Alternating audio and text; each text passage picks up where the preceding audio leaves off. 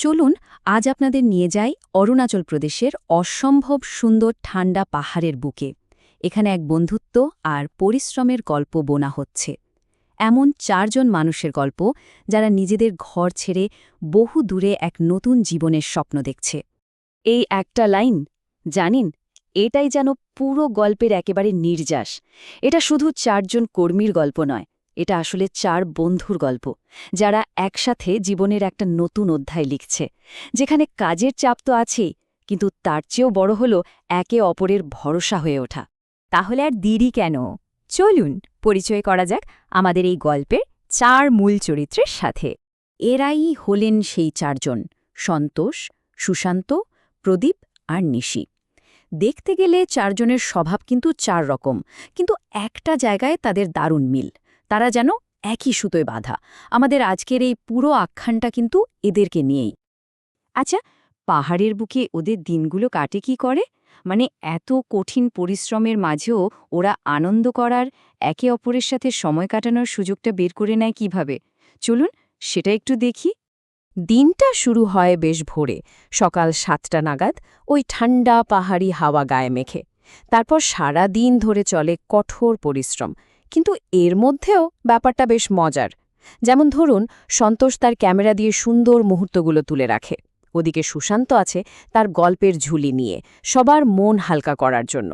আর প্রদীপ আর নিশি, তাদের হাসি ঠাট্টা শুনলে মনে হবে সব ক্লান্তি যেন উধাও।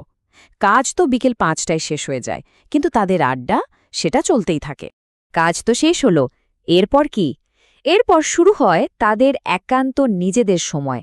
আর এই সময়টা বলা যেতে পারে তাদের বন্ধুত্বের একটা ভীষণ জরুরি অংশ হয়ে উঠেছে। ভাবুন একবার, প্রতিদিন সন্ধ্যায় নিয়ম করে ওরা একসাথে ৫ থেকে ১০ কিলোমিটার হাঁটে। কিন্তু এটা শুধু এক্সারসাইজ নয়, একদমই না। আসলে পাহাড়ের ওই শান্ত পরিবেশে হাঁটতে হাঁটতে ওরা মন খুলে কথা বলে, ভবিষ্যতের নানা স্বপ্ন দেখে, আর এভাবে ওদের বন্ধুত্বের বাঁধনটাও আরও শক্ত হয়। এই যে কথাটা, ভাই দেখ এখানে বাতাসটা কত বিশুদ্ধ, এর মধ্যেই কিন্তু ওদের সব অনুভূতি লুকিয়ে আছে। শহরের ওই হইচই, দূষণ সবকিছু ছেড়ে এসে এই বিশুদ্ধ বাতাসে শ্বাস নেওয়া আর এই ছোট ছোট মুহূর্তগুলো উপভোগ করা, এটাই তো ওদের আনন্দ। আর এখন ওদের জীবনে একটা নতুন উত্তেজনা কাজ করছে। সবাই মিলে অপেক্ষা করছে ২৫শে ডিসেম্বরের জন্য, ক্রিসমাস। ওরা ভালোবেসে দিনটার নাম দিয়েছে বড়দিন। তো ওদের মনে এখন ঘুরপাক খাচ্ছে একটাই প্রশ্ন: আচ্ছা, এই পাহাড়ের মানুষজন কিভাবে উৎসব পালন করে, কিভাবে আনন্দ ভাগ করে নেয়? এই যে কৌতূহল, এটা আসলে শুধু দেখা নয়, ওখানকার সংস্কৃতির একটা অংশ হয়ে ওঠার ইচ্ছে। আর সেই ইচ্ছে থেকেই ওরা একটা দারুণ সিদ্ধান্ত নিয়েছে। ঠিক করেছে এই বছরে ক্রিসমাসটা ওরা এখানকার স্থানীয় মানুষদের সাথেই কাটাবে। সন্তোষের জন্য তো এটা পাহাড়ে প্রথম ক্রিসমাস হতে চলেছে, আর বাকিদের জন্য এটা একটা একেবারে অন্যরকম অসাধারণ অভিজ্ঞতা হবে, তা বলাই বাহুল্য। আসলে অরুণাচলে ওদের এই থাকাটা, এটা কিন্তু শুধু একটা চাকরি বা কাজের ব্যাপার নয়, এর পেছনে একটা অনেক গভীর অর্থ লুকিয়ে আছে। যেমনটা সন্তোষ বলেছিল, আমরা এখানে শুধু কাজ করতে আসিনি, আমরা এখানে স্মৃতি তৈরি করতে এসেছি। এই কথাটা, এটাই যেন ওদের ৪ জনের মূল মন্ত্র হয়ে গেছে।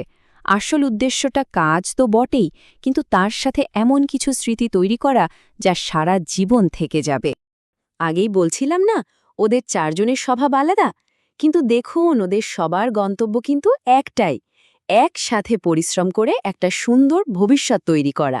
আর এই যাত্রাপথের প্রত্যেকটা মুহূর্তকে সযত্নে ক্যামেরাবন্দি করে রাখছে সন্তোষ, যাতে অনেক অনেক বছর পরেও এই দিনগুলোতে ফিরে আসা যায়। শেষ পর্যন্ত ওদের এই যাত্রার আসল মূল্যটা কি? শুধু কাজ না, আসল মূল্যটা হলো ওই মানবিক বন্ধনটা।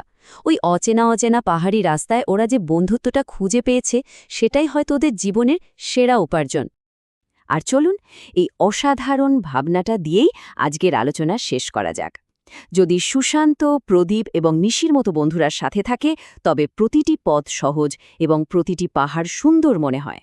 সত্যি, এই লাইনটা বন্ধুত্বের সেই অটুট শক্তির কথাই মনে করিয়ে দেয়, যা যে কোনো কঠিন রাস্তাকে সহজ আর যে কোনো পাহাড়কে সুন্দর করে তুলতে পারে।